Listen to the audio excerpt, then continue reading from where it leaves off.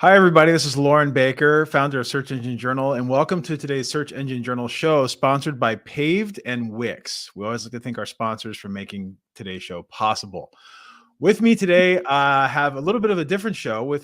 We have Karina Barriga of FIFA on, and today it's the World Cup right now, and we'll be discussing sports marketing as well as Karina's journey from journalism into PR, sports marketing, and then now player development.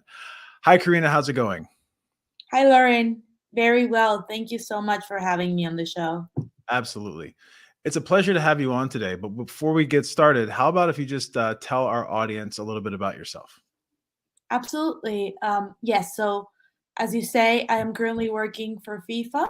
I am a soccer lover all my life. I'm very much into sports. I am originally from Ecuador.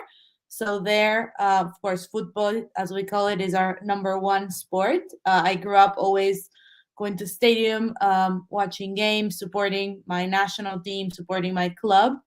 And now I feel really lucky to be working in the industry. I started my career. I went to university for journalism, so I started my career working as a reporter, not really in sports. I covered news, mostly breaking news and community news in the New England region. So Hmm. I moved to New Hampshire from Ecuador to go to Mhm. university. And after I graduated, I was in Boston for some time. And then I had my first experience working in professional sports. So I was with Major League Soccer for a year with the international communications department. So, as you know, many people who are trained in journalism make that transition to PR, to corporate communications. So that was me. I was helping the league with their Spanish language initiatives. So at the time, this was 2015. Of course, a very strategic goal of Major League Soccer was to grow among the Hispanic audience, both based in the United States as well as in Mexico, in Argentina, in Spain, and in different markets. So I was part of that team. We worked to support the media to help them cover the league. We worked in events. The U.S. tour that the Mexican national team goes on every year. So where they play, I think 8 to 10 matches. We supported Mhm. that. So it was a really, really great experience. And after, when I left Major League Soccer, I moved back to Boston, and I wanted to, stay working in sports, but in the end, I just couldn't really find a role in that industry that was suitable for me. So I stayed working in communications, PR, marketing, but in other industries. So I worked a little bit in tech for a startup. I worked in a co-working company. So yeah, I had kind of different roles within marketing Mhm. and communications before I transitioned to the sports industry full time again. Nice, nice. So how did you find the difference having grown up a huge football fan slash soccer for our American audience and our American and Japanese audience, if we have any, and also having started your career in sports and ventured into the PR aspect of sports, then moving into tech and startups and etc. Did you find that to be a challenge based upon your background in sports, or did you find what you learned working in under other industries to end up help you going back to sports in the future? Mhm. No, it's a great question. I think that I carry the essence that I had as a young girl of loving sports. I think soccer for one, but then also other sports. I love tennis. I love basketball, and I think since I was very young, I had a passion for this. So I think that keeps me, feeling very grateful every day for what I do, for being able to make this my career.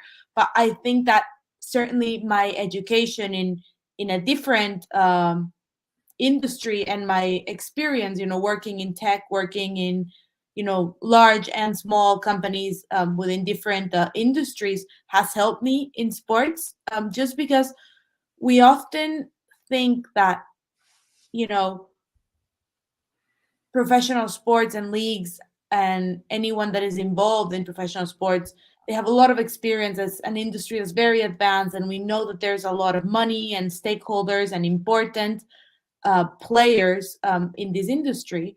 But the reality is that often we are not as innovative as other industries. So I think that being able to take learning from tech or from other, I worked when I was in Boston, I worked with a lot of different startups. We hosted networking events, and I was able to meet people that were, of different backgrounds. I think that some of the things that are done in other industries, we need to bring on to sports. We need to be a bit more open into, high technology, innovation, just different ways of seeing business and different situations. I think there's a lot of learning that you can implement. And I think that's why a lot of people, who end up transitioning from a different industry into sports are quite successful, because they have a more broad perspective. They're not only thinking about, oh, how we do this in football or in basketball. They think about how we solve this problem in the business world. Very, very cool. Very cool. Very cool. And the whole like journalism and marketing thing is really interesting to me too, right? Because to your point, a great deal of folks that are within the journalism industry do make their way over to PR. It's great to have those connections. It's great to know how everything works behind the scenes. And then like for I think a lot of our audience that's more digital marketing, SEO, when they think of PR, they may think of a little bit something different. So when you were in that PR role and you had brought up communications, what did that typically entail? Well, I think that in terms of PR, we always think about messaging, right? Which in terms of marketing, we also think about messaging. But I think with PR, we think about, okay, we have a company or we have a client, and this client wants to get this message across, right? What is the best way to do it? And the goal may not be sales. In marketing, I think that marketing and sales a lot of the times go hand in hand, right? In PR, it might just be we want to position our brand to align with this message or to align with this event or with this situation. So I think that in PR, it's a lot about having a message and being able to understand what the brand wants and being able to put that message out through the right channels to the right audience. I think we have a lot of support from the media, right? That's what you mentioned. A lot of people who are in PR were former journalists who keep the connections from when they worked with different newspapers or websites or different outlets. So I think the connections are really important. But I think that in terms of putting that message across, to me, the number one thing is understanding the audience, right? Who are you trying to reach? And then identifying what are the best channels to reach that audience. I think now, with the influencers and content creators online, I think that when we think about PR, we don't only think about traditional media. We think about anyone who has a platform to make your message, widespread. Very cool. Very cool. So a couple of reasons that I wanted to do this show today, and I found it really interesting, is that first of all, from a personal perspective, I don't know much about soccer, football, but I did live in Brazil for a year. And I know that brasileiras tend to samba. They learn how to samba and dribble a soccer ball before they can walk, right? It's just such part of the culture. And I'm sure it's similar in Ecuador. I also have a friend who's originally he's of Spanish descent, but from Guatemala, and he consults on the LA Galaxy for Hispanic outreach as well. And I've been to a couple of games, especially like DC United when I used to live in DC. Those games were amazing. So really interested in that. And then also, when you look at international sports, I think there's a lot of parallels between international marketing in general that can learn from international sports. So Mhm. like football probably being the slash soccer probably being the top one, and Mhm. then other international sports such as basketball, baseball to a degree, things like Mhm. that, cricket, etc. So what we can learn from that way and apply to typical digital marketing. And then sports marketing has just become a huge thing. So you brought it up yourself, like influencers, right? My kid's a basketball player. He plays with like a lot of huge prospects that have set up their Instagram channels. They're doing co-branded things with Gatorade, Doritos, things like that, which is really interesting to see like other like just students doing that. And what I want to get into a little bit is like the digital and influential aspect and personal branding aspect of sports marketing as well. Mhm. But before we start going down that route, would you mind, Karina, just basically defining and informing our audience what exactly is sports marketing? Because I see that term thrown around a lot. And what do you consider sports marketing to be? Well, I think that when we think about marketing in general, it's many different people might have their own definition, right? But basically, to me, marketing also comes down to their message, right? Mhm. So, what is the message that you want to put out and associate with your brand? If you have a company, you have any business, you most likely have a message that you want to get across to your audience. And I think that marketing is, what you use to get that message across. I think in terms of sports marketing, because we know how passionate people are about a sport, whether that be football, soccer, basketball, people have sometimes um, an irrational attachment I do. to Yes. this activity. Me and myself included, we don't really use our mind when we process a sport or fan base is not something rational. So when you have such attachment to something, the emotional connection is so strong that of course brands are going to want to be involved, because if they can have a little bit of that irrational love that you feel for your sport or for your club or for a player that you support, if a brand can have even like 10% of that investment or interest of a consumer, they want to get involved. So I think that sports marketing basically is the, I guess, the act of tagging along to Mhm. the immense love and attachment and connection that we have for sport, and having that be associated to a brand or to or to any business or any company. That's really interesting. How do you do So that? I was listening to a conversation yesterday that two people were having. I was eavesdropping on a conversation, and someone had asked them about apparently the San Francisco 49ers. Both their quarterbacks have gotten hurt this year. They're out for the season. And someone asked them, what do you think the 49ers are going to do? And when the person responded, the 49ers are an NFL team. When the person, which you know, because you lived here. So the person responded and he's like, he kept on saying, we're going to do this. I think we're going to do this. We're going to probably trade for this. And it hit me like he's a fan, but he's saying it like his identity is that he's part of the team. To Right. use the word we, and you Mhm. barely ever hear that in branding or just brand loyalty and brand association. And then as you were talking about that, the first thing that came up in my head is which types of products are usually associated with sports products. So the first thing that came to my head is Gatorade and like other sports drinks. But then I also started thinking about beer. I started Mhm. thinking about potato chips, and I started thinking about fast food and junk food and just things that typically I would not think that an athlete may be digesting. Assuming, Like yes. I don't see too many athletes drinking beer and eating potato chips before a game, right? But at the same time, those brands, which have huge brand loyalty, especially in the world of alcohol marketing, are definitely associating themselves with fan bases to get to that point. Right. So like, hey, I'm a Budweiser guy. I'm a Coors Light guy. I'm a Corona person, like whatever it may be.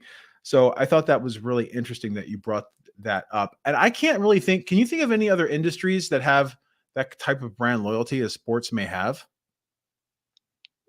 I I don't think that there's anything at the moment that comes closer. I think that the loyalty that people feel for their club, for their sports team in the United States, for their national teams in the countries that they follow soccer, I think that it's a different level. I think there might be some industries that come across. I think some technology companies are quite beloved. Like to me, I think my most beloved brand might be Apple, but Right. it wouldn't come nearly close to how I feel about a sports team that I support or a national team that I support. Very cool. Do you have an Apple for your iPhone? Do you have a case that has a sports team on it by any chance? I don't, but I do have the wallpaper. So the background Oh, is for sports team. so how much of a component to sports marketing is licensing? Because I I see a lot of products that are licensed, and sometimes I'll even go to a website and it'll say, "Oh, we're official partner with this team or that team," or something like that. Is licensing a large component of sports marketing on the professional side and even with FIFA? I think that it's certainly quite big. I think that because some of the, particularly with FIFA, right, some of the competitions and some of the products have a global appeal. Licensing is quite big because it's not something that is, I guess, the rights or the marketing agreements, the partnerships are not signed in bulk, to just say exclusivity deal to this or that brand. There are some cases that is in place, but with many cases, it's licensed to different markets, to different partners in different regions of the world. So there's certainly a big component. I am not an expert in that area, Mhm. especially outside football, but I know that in FIFA for tournaments and for just products that have a global appeal, definitely it's a big component.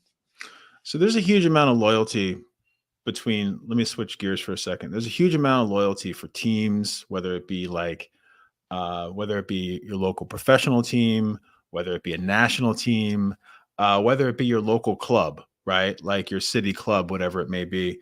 Um, and that's applied to a lot of sports marketing with brands latching on, like you had discussed. Mhm. But there's also the other side, which is the actual players who are playing the sports. Mhm. So, again, like with soccer slash football, you have players that have their own loyalty behind them, right? You Yes. have Christian Ronaldo, you have Messi, you have players that like when they move from club to club, they have their own fan base that follows them from club to club, even to a degree like David Beckham coming to LA Galaxy in the US and then starting his own team. We don't, I was thinking too, like in like American football in the NFL, that doesn't really exist too much. Maybe with Tom Brady, you have like a lot of people that have Mhm. followed Tom Brady Mhm. from like one team to the next, or maybe like, Joe Flacco or something like that. But the ability to build that loyalty doesn't just have to do with the stats, the wins and losses that someone puts together. It has a lot to do with the personal branding.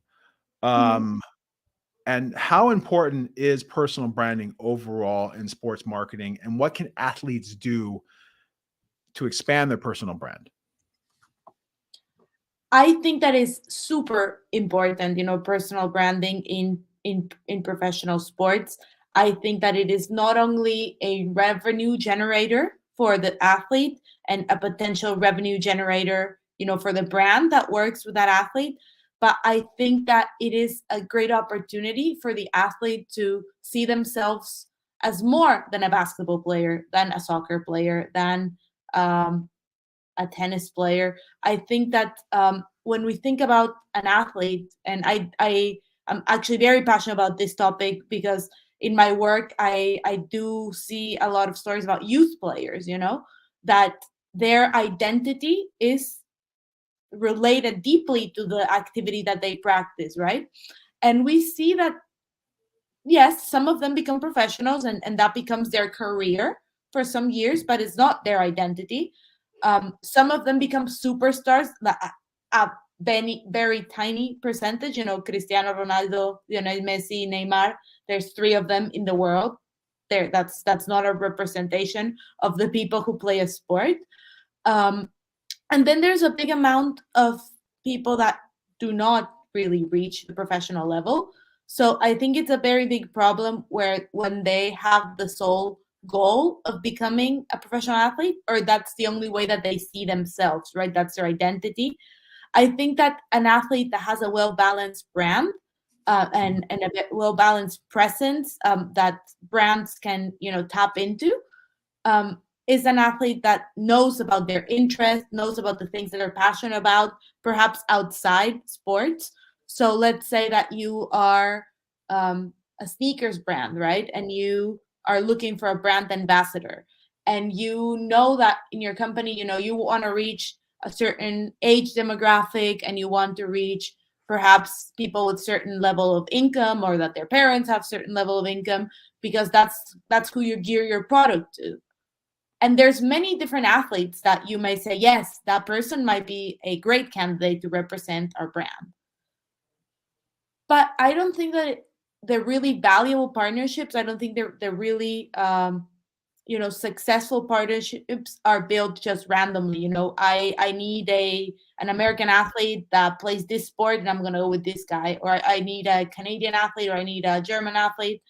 I think that it really comes down to aligning the values of a company and the message that a company has with the values, and the interest of the ambassador, of the athlete in this case. So I think that, if you want, I think the perfect example in soccer is Alphonso Davies, right? That he plays for Bayern Munich and the Canadian national team. And in Europe, he's a superstar. And I think that he is very strategic, or his team is very strategic with the brands that he builds a partnership with. And I think that he only, works with brands that he actually feels that they align with what he wants. He's spoken openly about his background growing up in a refugee camp, about how, his parents escaped wars and conflict in Africa to give him a better life. And he eventually settled in Canada and became a professional athlete. So I think that, if you have someone with a story like that, with a message like that, a brand that is, doing work around inclusivity, around, supporting minorities, around, making strives for social justice, a brand like that, aligned with his message, it's the perfect, it's like the perfect mix, right? I think in other areas, it's also very common, like environmental, a brand that care about sustainability, about conserving the environment, working with athletes that have spoken, throughout their careers about the importance of these topics. As I said, I'm a big tennis fan, and my favorite tennis player, I think, on the court, is Rafa Nadal, because of what he means to me, and the way he conducts himself in the sports. But I think that very close to him is Dominic Thiem, who I really, really admire as a person. And I think that all of the partnerships that he has are very much aligned with who he is as a person. So he is someone that really cares about the environment. And he has been, consistently working with Adidas in their environmental campaigns to support, recycling in sports gear, particularly shoes. So I think that more and more we're going to start seeing brands wanting to align with athletes whose message, and their online persona kind of goes in line with the values that the brand wants to spread. It's a good point too, because the average playing career of an athlete is not very long. Exactly. Unless you are a superstar and you have the ability to hang around for 10 years or maybe 10 years plus. I know in American football, I think the average career is 2.5 years. And maybe 3. And I've I also have friends that have played professionally in basketball overseas, and that's probably about 7 years, right? Between the ages of like 22 and 30, and then you hit your peak, and then you start to like deteriorate and things start to hurt a little bit more than they used to. Um, and for the ones that have set themselves up with doing more than playing the game alone. So, for example, I have one friend who's a professional basketball player in the Philippines at the moment. He has a clothing line. It's not all about him. It's about things that he loves, and it seems to be doing okay. He has different investments that are going on. He shares more than his stats and his scores on his social media platform, then yeah, he just shares more than just about himself. He shares things about uh, other other things that are important to him, like you said, in the world. And then I have some that have, it seems like once they stopped, they just kind of stopped, right? That's kind of it. And to the point where even their Wikipedia profiles are being taken down because the reasoning is by the Wikipedia editors is that, oh, they haven't done anything for years, so we're just going to take this off Wikipedia. And that, I can imagine, has to be a really weird place to be in psychologically for an individual who had hit their, I guess, their peak in their industry at one point, and then suddenly they're being erased. So again, I would think that just reinforces your point about sharing about more than just the game or the stats or something like that, and just like really making sure that, one of the things about social media is it should amplify your natural identity, right? If it's just a highlight reel, it doesn't really make much sense at the end of the day. What else, what other, besides social media, are there any other opportunities for athletes, whether they're professional, amateur, etc., to build their personal brand online or off? Well, I think first to touch upon what you say, I 100% agree. Um, an athlete's career is quite short. Even the ones that make it to professional level is quite short. So I think even from the moment what they're starting, not even reaching their peak, but starting a professional career, they need to keep in mind what's going to come after, right? Post career transitions are really important. Um, from the psychological part, but also from the personal finance side. So, Yeah. a professional athlete gets used to a certain lifestyle, um, and gets a certain, compensation while they're active. So when they're no longer active with a club, with a team, if they have not planned for a post-career, um, you know, income, it's gonna be very difficult. And another thing that is important to mention as well, especially I think outside the United States, is the topic of women's sports. Mhm. So women athletes, I think outside tennis and a couple of other sports, make a fraction of what a male athlete makes. So, in terms of developing other sources of income, whether it is through brand partnerships or media appearances or certain events that they can do, it's really important to plan ahead. And I think that is why a lot of people that work with female athletes really try to focus on the importance of building your personal brand and making yourself appealing to different brands that may be looking for representation. But yeah, what you asked me about other opportunities for them to build their brand, I think that yes, social media might be the one that gets more exposure, right? Because you take your phone and you can reach, if you have 1 million followers, you reach 1 million.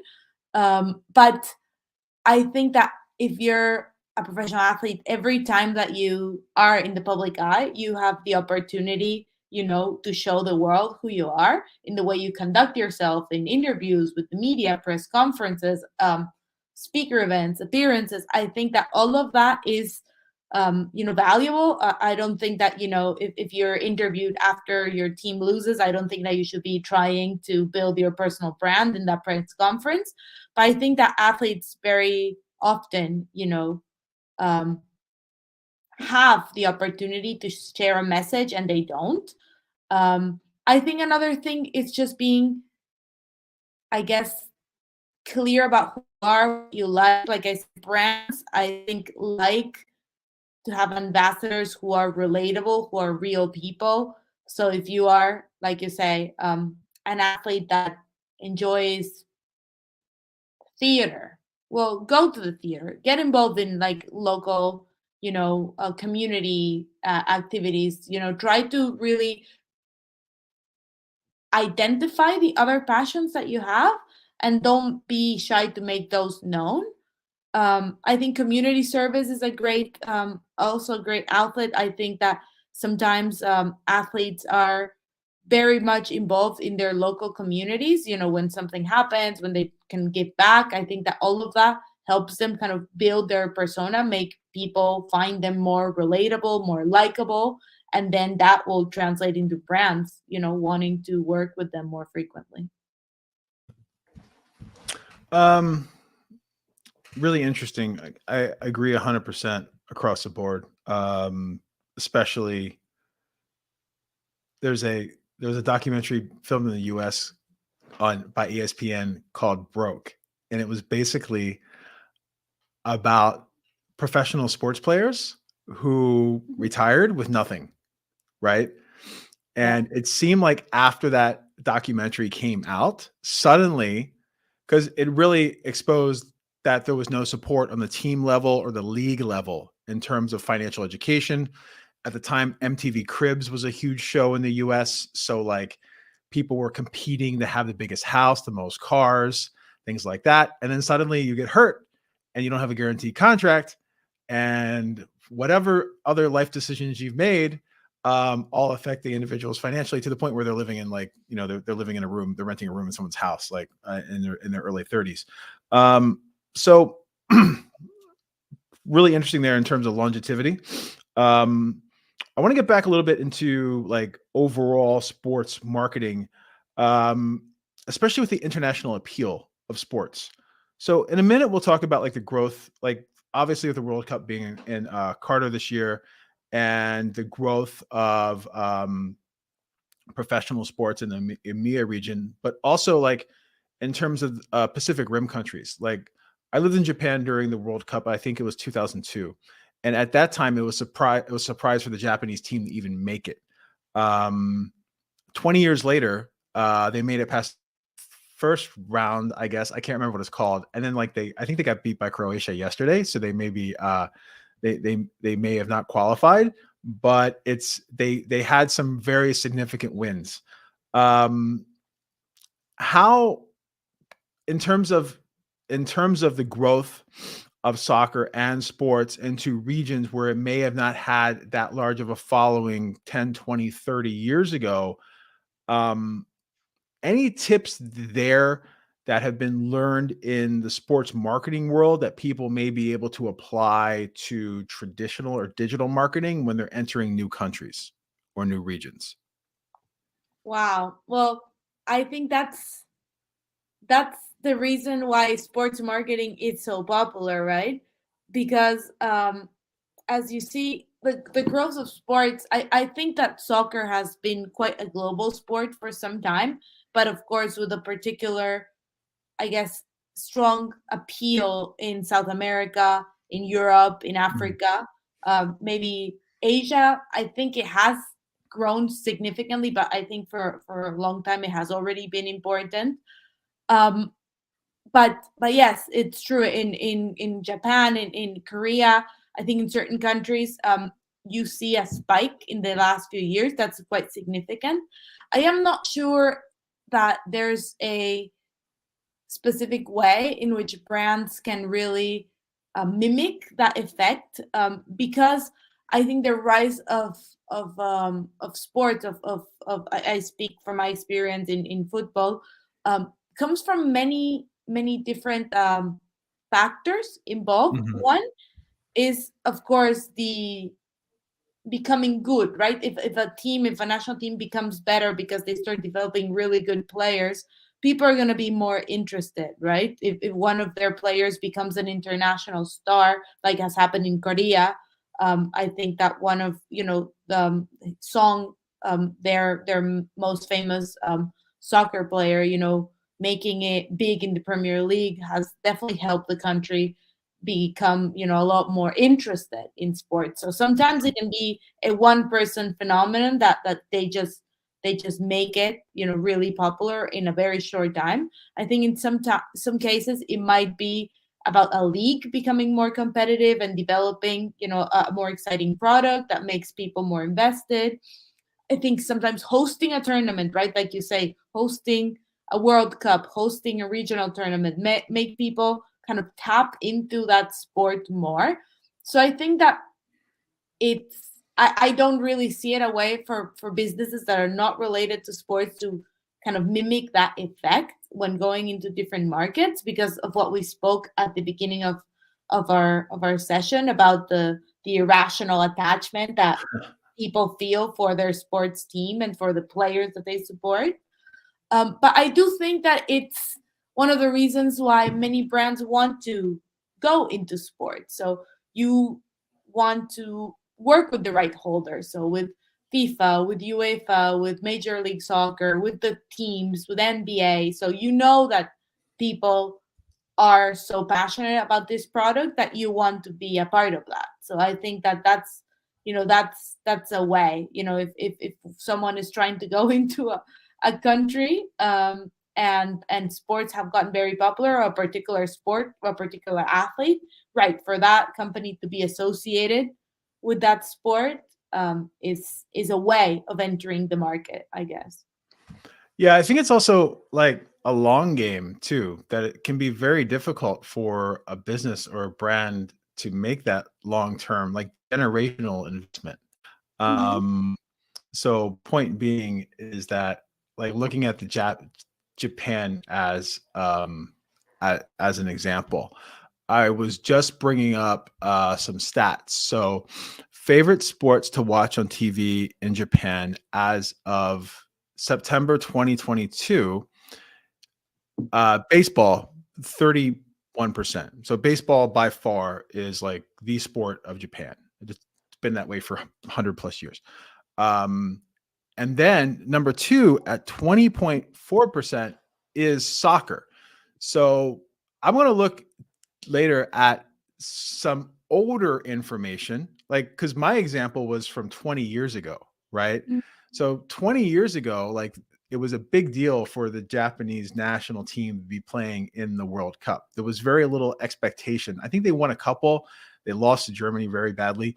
But now, 20 years later, suddenly soccer is the second most viewed professional sport in the country. And it's not that far behind baseball, Hmm. which by far has always been the largest. And then if you go back to the Major League Soccer example, I remember when Major League Soccer came to the U.S., there weren't very many teams. Now Right. Los Angeles has two of them, Galaxy and the LA Football Club.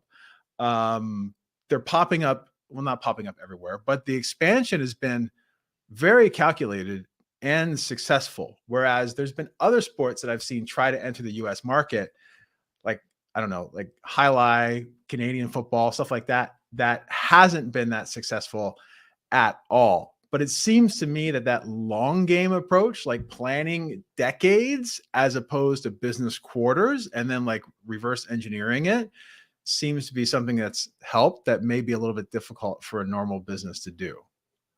Absolutely, absolutely. And I think, on that, I think there's many interesting things to discuss, in the growth of soccer internationally and in the United States.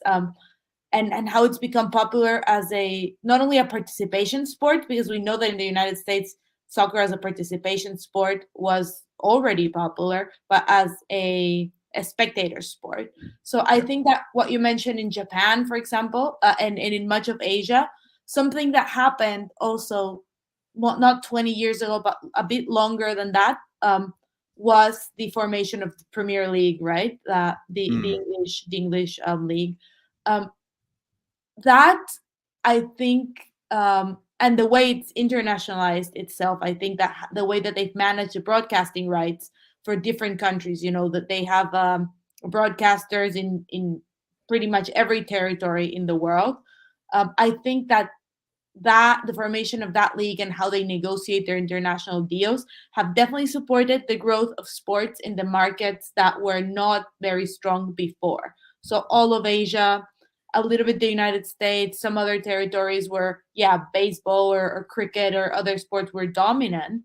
Um, with the formation of the Premier League, with the strong appeal of the competition there, the strong appeal of the teams, I think that many people became familiar with that product, and there was a trickle effect, right? The Premier League, the Manchester United, Chelsea, Liverpool, all of these big clubs you would watch on TV, and you may become a fan of them and purchase their kits, but you will also be aware of other soccer activities, so your own local clubs, your own national team. So it's like a trickle effect, and I think that really supported the growth of the sport. And I think in the United States, definitely Major League Soccer, I think it's been an example of how you should manage a league in the long term, because of course 20 years ago when the league was starting, there was many people who were doubters, right? There's is there going to be interest, is there going to be investment, are they going to know how to handle it? This is not a sport that the masses are comfortable with or familiar with even. Yeah. So I think that in the long term it's proven that the leadership at Major League Soccer has built a very exciting league that is only going to grow in popularity, in reach, and it's now being looked at from Europe, from many of their um, innovative decisions that they've made. I think that I lived in the United States for some years, and now I live in Europe, and my colleagues, my coworkers here, they often speak about Major League Soccer as a league where they can take ideas from, because maybe they don't have the pressure that La Liga has or the Premier League Yeah. has to always deliver this amount of money or to always, be at the top for everything, in terms of the football development. But because Major League Soccer is a league that does not handle the number one or number two or number three sport in the United States, they really have the opportunity to become very innovative in the things that they do. And I think that is something that's very positive, and that's becoming a trademark of them. So I think it's definitely a success story. And another thing, just that now that we're touching upon, marketing and different, I guess, media topics, I think one thing that in the United States in the past few years has really helped also with the growth of soccer is, the show Ted Lasso. I don't know if you're familiar Yes. with the Yeah, show. definitely. Yeah, was that planned? Yes. Yes, I think I'm a big fan of Ted Lasso. I know that some, hardcore football fans don't particularly love it, but I think it's a fantastic, lighthearted show. But if you look at it from a branding, from a purely business perspective, this is supporting the growth of the sport in the United States, because this is the friendliest um, introduction to European football, to English football, if you may, that you Mhm. can ever have. So people in the United States that are watching the show and that maybe were not ever fans of the sport or had any interest into the sport now see it with curiosity. Now we're more open. So I think that those type of synergies, um, they really contribute to the to the growth of a business. So in this case, sports is a business. So you bring up a couple examples that I think our viewers or listeners can apply. Um, One is like with MLS. I know that like MLS there's been like friendlies where like Manchester United or other teams have come over to play, right? So that's almost, and it brings the international audience, and it also like it kind of validates the team and the fan base domestically as well, that, oh my gosh, like this team is, I don't know, LA Football Club or DC United is playing Manchester United, or they're playing Barcelona or whatever. Oh my gosh, like that's amazing. So it's almost like doing a joint venture in business or marketing. The ability to work together with, like, this is done a lot in SEO. Hey, I have a product that appeals to an audience of, let's say, 50 plus women that are utilizing this kind of supplement. Well, I have a product that appeals to the same audience that doesn't compete with you. Well, okay, we can do things back and forth. We can mention you on the website, link to you, introduce you to our audience. You can do the same thing. We can trade email, email verifications back and forth, co-registrations, whatever it may be, right? So like that's almost like a joint venture. And then I didn't realize that a lot of the European leagues or larger established leagues were looking at the innovations done by Major League Soccer in the US. And that's very interesting. It reminds me of the US. We have NFL, which is the top, and then like they look at that as well. Yeah, NFL. But then NFL got a lot of its innovative ideas. They stole a lot of their innovative ideas from a failure league called the XFL that was only around for 1 year. But at the time, the NFL was you'd watch the shows on TVs. It'd be the same camera angles, the same this, the same that. XFL, since they were experimental, they did things like they mic'd up the players so you could hear the players talk during the games. They had a camera on a string above the field. So that's become normalized in sports now. They had cameras in the end zone or on the goalpost or on the pylons, so you could actually see what was going on. They had camera people on the benches, so you could see people drinking Gatorade or whatever it may be, which is a great sponsorship opportunity in between as well. So point being is that in search or website development or SEO, it's always nice to kind of check out not just what your core competition is doing, but also your smaller competition. And it's great to always have a side project, quote unquote, side project to experiment with. You may not be able to do it on your company's website, but the ability to have some kind of a side project to do an experiment with and then turn into a business case and then pitch the ability to do it on your company's website may also be helpful as well. So I just wanted to tie it in a little bit into what folks could do in the search world as well, learning from this. Absolutely. Karina, And I sorry, finally, I just wanted to say that now that you say that you should not only be looking at what your competition does, but other industries, other products sometimes.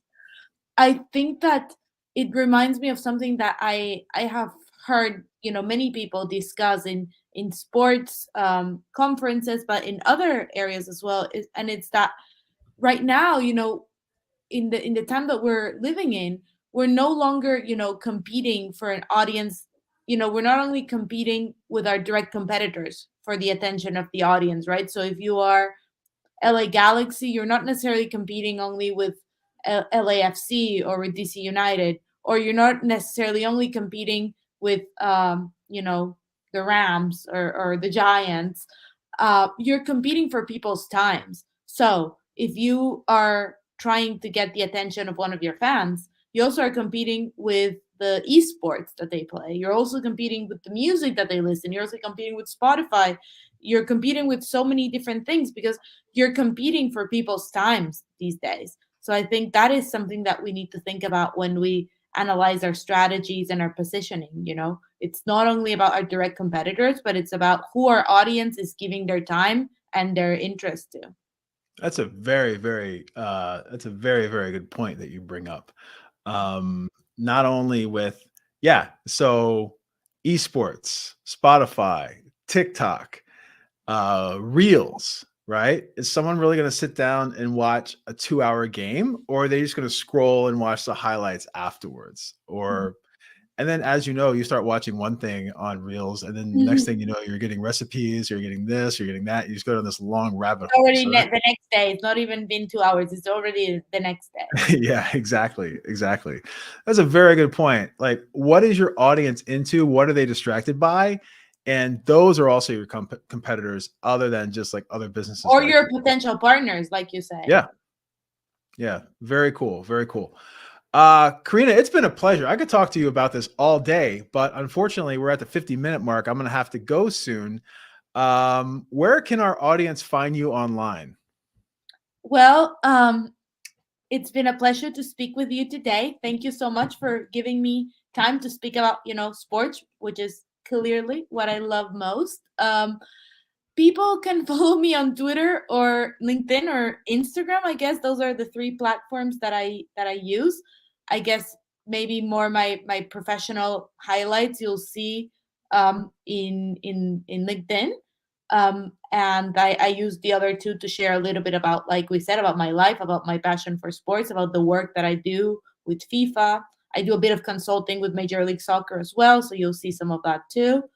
And yeah, that way we can stay connected. I did not mention this before, but I actually had a couple of roles within tech companies where I had to do SEO. It was not my core function, but I did do some SEO and I learned a lot and I enjoyed it. So I think that some of your audience might like knowing that. Fantastic. And you've touched upon this a little bit, but we did talk about passions that people have outside of like their day-to-day job. And the job of an athlete is like, that's your job to play, right? So what are you passionate about? What else can we see you sharing on social media if anyone would like to connect? Well, I love yoga. I have been practicing in the past couple of years something called gravity yoga. So it is a yoga in which you actually hang from the roof with a cloth and you do different moves. So I love that. It's one of my favorite things. I'm very passionate about food. So I like cooking. I like going out to eat. I love trying food from different regions of the world and understanding a little bit the culture of a place through their cuisine. I love art. So Madrid is one of my favorite cities to live in because of the museums that we have here, because of the photography shows, art expos, all of that. I'm passionate about writing. So I studied journalism because I loved, creating content, writing stories, writing essays. And also I love dogs. I think that is quite a common one. I do not have a dog right now, but at home, my mom has a golden retriever, and she is my baby. So if you follow me on social media, you will definitely have a lot of dog content. So yeah, those are a few things outside sports that I love. And tennis. I think tennis I play whenever I have some time. So those are some of the things that I spend my free time in. Amazing. Well, I'm going to follow you online. I hope our audience does as well. You can just search Google for Karina Barriga, and is it Barriga Albring? Yes, Karina Barriga Albring. Okay, wow. And then yeah, we can connect accordingly. And it's like I said, it's been a pleasure meeting you today, connecting with you today. I'm just thinking in my head how we can, before this podcast, actually, I was thinking, well, how do we get this? How do we connect this with search marketing? And I think we've been able to do that like 100%. So thank you so much for jumping on today. Really appreciate it, especially in the middle of the World Cup. So I'm sure you're very busy.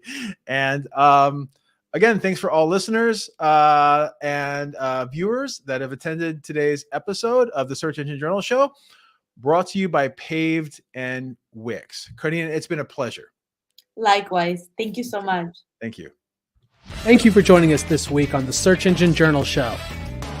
If you liked this episode, subscribe to our channel for so much more and click the notification bell so you don't miss a thing.